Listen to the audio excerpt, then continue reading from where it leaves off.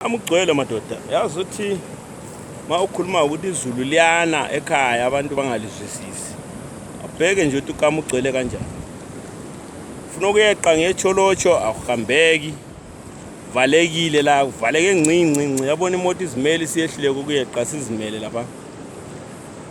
Kamuhlanye okubi vele kakuyenzi. Yangena usiya ngathatha amanzi. Thatha amanzi awugcwele over.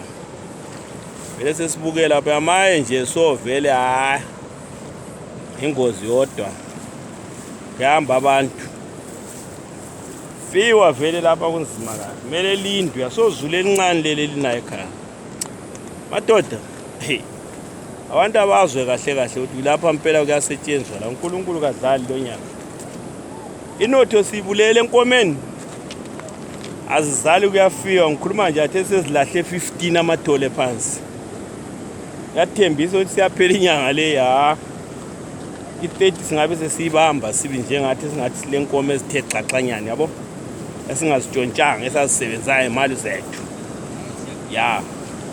inotho yangikhona hayi ukusela le yasifuni sifune ukusebenza abantu bethola into zabo akulahlupha uNkulunkulu asitshontshe thina sisebenza